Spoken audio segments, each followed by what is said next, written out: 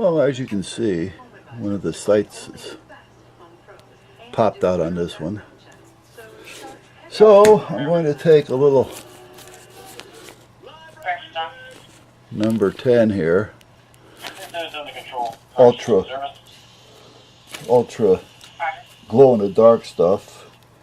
I'm going to put a little bit down here. Well, I'm going to end up mixing more than I need. Okay.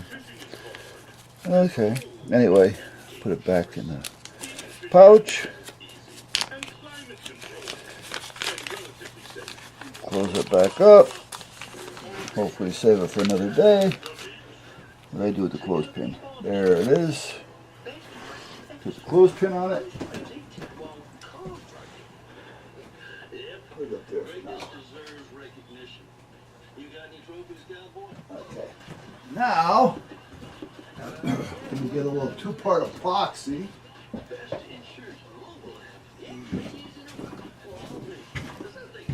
That's why I say I mixed up way too much already. I put too much of this stuff in there. I don't need all that, but you don't think about it at the time. You're just doing it. But, okay, boom. Okay, so there we go with the two-part epoxy. And now I need an ice cream stick. Okay, hold on. I got it over here someplace. I got tons of ice cream sticks around here. Anyone's in service in quarters. And now I'm going to mix this powder, this glow-in-the-dark powder, in with the two-part epoxy. Make sure I grab it all.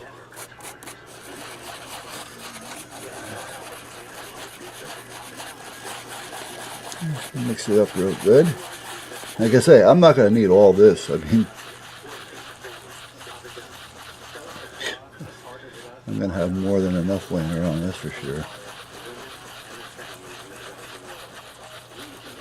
Alright, so basically that's what we got. So,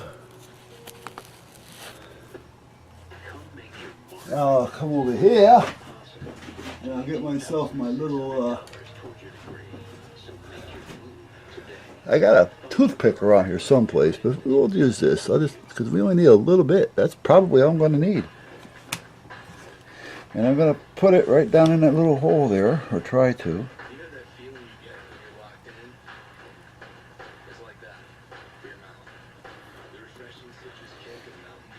Whoop, I don't want it there. There we go. That's good enough. It's good for students. And that's it. So now we have our sights back and no glow in the dark. Let me put that there for a minute so the epoxy can set up and not run. Alright, so this gun is clean. This is the wife's. Right, wife's gun. This gun is clean and assembled, and this is the one that's been acting up. However, the other one acts up a lot because of the injection port. It just starts to get a little cluster, a traffic jam. Let's put it that way. Well, when I was cleaning them, I noticed with this wire brush, I was able to stick the brush down all the way down inside and clean.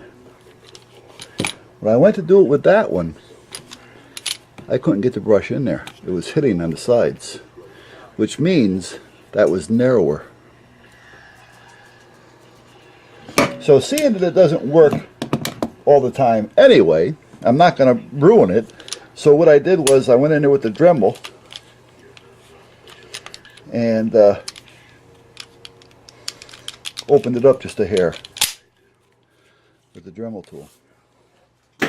And I'm talking about just a hair. It's like a smooth, I just made it, because it had like a little lip on it. So I just kind of like made it smooth. I'm talking just enough to scuff up the finish. So we're going to see. Like I said, I can't make anything work. It doesn't work, so what the hell's the difference? You know what I mean? if that's the case, because I've done everything else. I've modified the magazines. Magazines work great in both guns, the White's gun, so that was part of a problem. I think it's just a lot of little things that happens to be caught. So, but if it works, I'll do a video, a more detailed video, so you know what I'm talking about. So, meanwhile, I am going to finish the revolver, because I got to do that next. I finally got this working. This is that Charter Arms that kept screwing up, and you know, every time I use it, I hone it out, hone it out, hone it out. Finally got the cylinders honed out enough to where I can get the ammo in and out of it once it heats up, because it was to a point to where after the first 10, 15 rounds, you couldn't get the cartridges out, the empty casings. And then if you try to get the new ones in, they were hard, because the cylinder seemed to swallow up a little bit. So I did take it back, and I did a video on that. And the guy there was a real jerk. He didn't do anything I told him to do. He lied to me, right to my face. I was right there. And he knows he got caught in a lie. But, and it still acted up, so he never fixed the problem. So I know he was lying, and he knew he was lying too. So, I will never buy another Charter Arms. I'm sorry, that's me. Yeah. And not only that, but when we were up there, because they gave us a tour of the place, I did a couple videos on it. But you should have seen the amount of firearms that were back for service, for taking care of it. I'm telling you. We were sitting in a room at a table to where they were making the transition from, being unboxed to going in a rack for repair. There must have been 50, 60 guns there. Easy 50, 60 guns. All calibers, not just the 22s. They're 38s. They're 32 long. I mean, it was, I should have told me right then, but, sometimes you just don't think about it. You're blind to these things sometimes. So anyway, after it didn't work the second time, I decided I'm not going to go back and be lied to again. So I'd rather just take care of it myself, and that's what I did. And I took my time with it, and it actually worked. So I mean, that's all that counts. What I had done, and you can say it didn't much do. Blah, blah. You can say it didn't do much. It didn't do anything or whatever. But what I had done was,